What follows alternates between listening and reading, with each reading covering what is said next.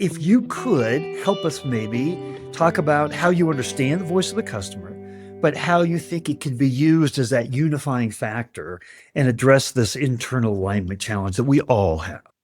Right. I think the voice of the customer is so important. I think we said like it doesn't in Cracker Barrel, I'll use that as the ultimate experience for all of us. The CMO, I'm sure they did market research. I'm sure they went to their franchisees and they all thought they had it great, nailed. And then the customer spoke up and was like, no, I don't want that. He said it's the great equalizer. They rolled back their rebrand to what the customer wanted. And so a lot of times our customer really is our franchisee, and I've learned that over the years. And we have all these small businesses, but when the franchisees start saying, that's not what we need this, we need that. Sometimes I've done something that I believe very passionately about that we need to do and had to incorporate all of their feedback and all of that, or rolled something back. I rolled back a in-book refresh once because the franchisees did not like it.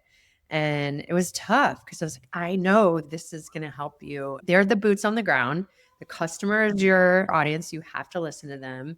I think about, Unreasonable Hospitality is a great book for marketers. And their whole thing is the customer and what do they want and listening to them. If you're not listening to them constantly and adapting, or you've shut yourself off to that, it's a bad move.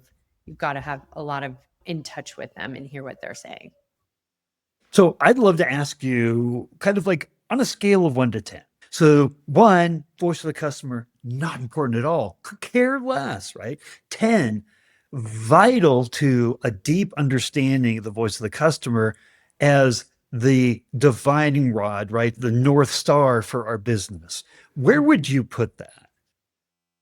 I think it is the North Star. And I think when you watch people lose it, you're waiting for them to sort of fall. I think I give you to this example of we did this amazing internal poll. I think this is a great idea for any marketers of every department in our company and said, who do you think our customer is? 50% of them said something different than our franchisee. We were like wowed by this.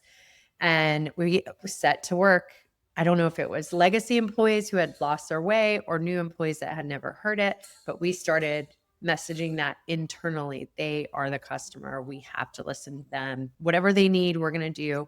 One of them asked, one of the questions was, what does our customer do all day? And there was one answer that said nothing. And we were like, who is this person? It was anonymous, but we were like, they work so hard. And this team member thought they did nothing. So we need to educate our entire company on how hard they work, all of the pieces of their business, what they're dealing with, because it affects whether you go the extra mile out of empathy to help them or you say, no, we're not doing that.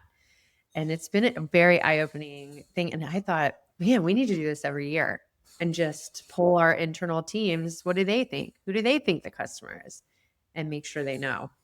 What's interesting, McKinsey came out with a study recently, and they talked about how 2/3 of C suite executives say that the voice of the customer is absolutely defines not only our direction, how we ideate, how we innovate, but only 15% of companies actually take that customer input and put it into action and execute on it.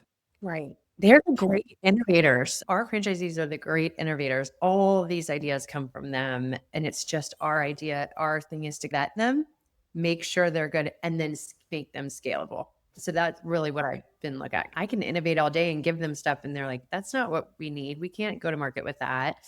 And I've lost them if I don't understand them.